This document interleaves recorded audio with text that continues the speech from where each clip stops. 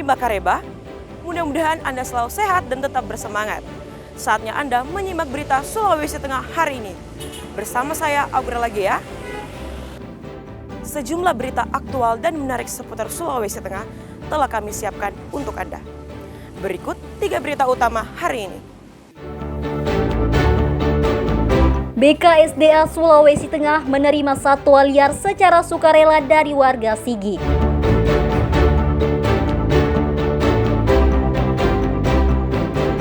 Gedung SD Negeri 3 Donggala kondisinya rusak dan butuh perhatian pemerintah daerah.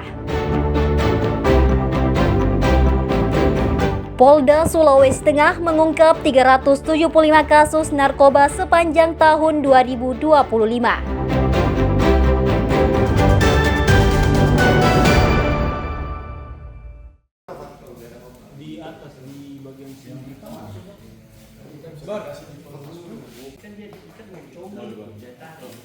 Populasi buaya di Sungai Palu semakin banyak dan tentunya mengancam keselamatan manusia. Tidak hanya ditemukan di sungai, tapi juga di pantai Teluk Palu. Namun keberadaan satwa liar ini dilindungi negara karena termasuk spesies yang terancam punah. Penyebaran buaya muara ini bahkan tidak hanya di wilayah Palu, tapi hingga Kabupaten Sigi.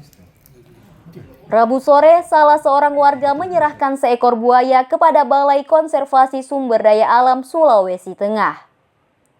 Buaya muara sepanjang 80 cm ini telah berusia 7 bulan. Warga bernama Dino ini menyerahkan buaya tersebut kepada petugas BKSDA Sulteng karena mengetahui jika satwa peliharaannya termasuk jenis yang dilindungi. Ia menyebutkan masih banyak buaya berkeliaran di sungai yang bermuara di Teluk Palu. Pihak BKSDA Sulawesi Tengah menyampaikan apresiasinya atas penyerahan buaya tersebut.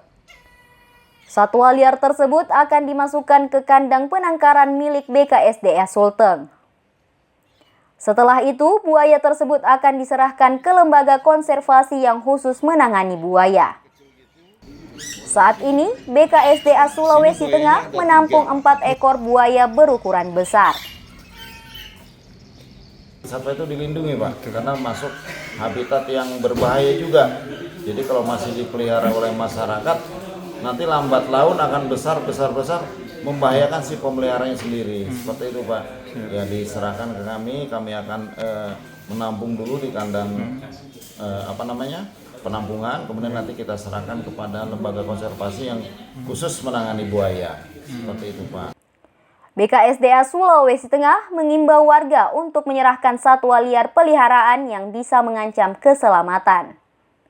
Selain itu, warga juga harus berhati-hati seiring banyaknya buaya muara yang berkeliaran di Sungai Palu.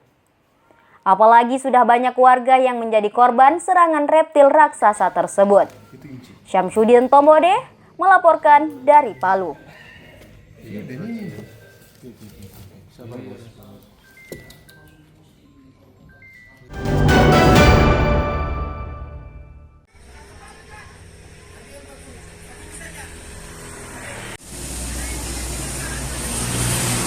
Sarana pendidikan, khususnya gedung sekolah di Kabupaten Donggala, Sulawesi Tengah masih banyak memprihatinkan.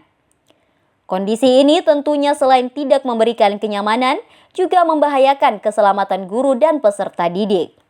Seperti terlihat di Gedung Sekolah Dasar Negeri 13 Donggala yang terletak di jalur Kebun Kopi, Kecamatan Tanantovea, Kabupaten Donggala. Gedung sekolah yang dibangun pada tahun 1982 ini kondisinya memprihatinkan. Ada 45 murid yang belajar di sekolah tersebut dan diasuh oleh 8 guru, termasuk pegawai pemerintah dengan perjanjian kerja atau P3K. Fasilitas belajar seperti kursi dan meja sudah banyak yang rusak dan tak layak pakai. Lantai sekolah yang terbuat dari papan juga sebagian sudah rusak.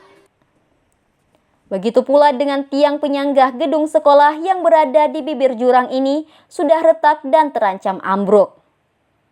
Jika dibiarkan, kondisi ini akan mengancam keselamatan guru dan anak-anak sekolah. Pihak sekolah telah berusaha melakukan perbaikan dengan seadanya. Namun, upaya itu tidak cukup untuk memberikan kenyamanan dan keamanan proses belajar mengajar di sekolah yang hanya terdapat 4 ruangan kelas. Asep minta video-video untuk sekolah itu yang rusaknya apa ya, dikirim. Jadi sempat juga saya bawa itu video-video yang sekolah ini yang rusaknya, kerusakannya apa, yang saya bawa ke dinas untuk mereka kirim ke pusat. Tapi mereka katakan, kemarin sempat saya ke dinas, ke bagian aset, sempat mereka katakan, oh ya semua kami sudah kirim Bu, tapi itu semua dari pusat, nanti menunggu saja. Saya bilang, Pak, bagaimana menurut Bapak menunggu ini? Mau rubuh sekolah saya? Atau baru ada kecelakaan baru mau diganti? Dia bilang, kami juga tidak bisa ambil tindakan karena itu semua dari pusat. Jadi seperti itu, makanya kami nikmati sajalah sekolah ini seperti ini. Jadi kalau ada yang rusak atau apa, kami palu-palui lagi, kami buatkan lagi, pokoknya semualah. Berbagai upaya telah dilakukan pimpinan SD Negeri 13 Donggala, namun belum membuahkan hasil. Usulan perbaikan gedung tak kunjung terrealisasi hingga relokasi sekolah yang terkendala lokasi yang ideal dan nyaman. Mereka berharap pemerintah daerah segera turun tangan mengatasi masalah tersebut. Raka Rahmatan melaporkan dari Donggala.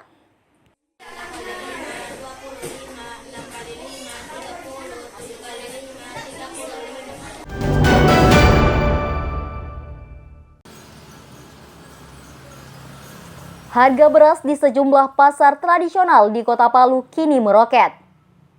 Harga beras per kilogramnya kini dibanderol hingga Rp18.000. Kenaikan harga beras dipicu kurangnya pasokan beras dari tingkat produsen. Sebelumnya beras dibanderol dengan harga Rp14.000 per kilogram. Kurang lebih sepekan ini harga melonjak dengan selisih harga hingga Rp3.000 per kilogramnya. Saat ini harga beras per karung kini tembus hingga Rp800.000. Melambung tingginya harga bahan pokok beras mendapatkan sorotan anggota Komisi B Dewan Perwakilan Rakyat Daerah Kota Palu Nurhalis Nur. Ia menilai fenomena melonjaknya harga beras perlu penindakan serius, cepat dan tepat dari pihak terkait. Apalagi beras merupakan bahan pokok utama. Meminta untuk kemudian melakukan antisipasi terkait dengan kenaikan harga pangan terkhusus kepada bahan pokok utama kita, yakni beras. Begitu. Kalau normal kan harga beras kita itu biasa hanya ada di angka di pasaran ya. Di pasaran 14.000. Di hari Sabtu kemarin itu sudah menyentuh 16, 17 dan 18.000. Nurhalis mengaku menerima laporan warga, terutama para pelaku UMKM yang mengeluhkan tingginya harga beras. Pemerintah diminta untuk melakukan upaya intervensi agar harga beras kembali stabil. DPRD Palu sudah melakukan koordinasi dengan pemerintah Kota Palu melalui Dinas Perindustrian dan Perdagangan. Salah satu upaya intervensi yang diharapkan yakni berupa operasi pasar murah. Sementara itu, stok beras sendiri saat ini tersedia 3.000 ton yang ada di Badan Usaha Logistik.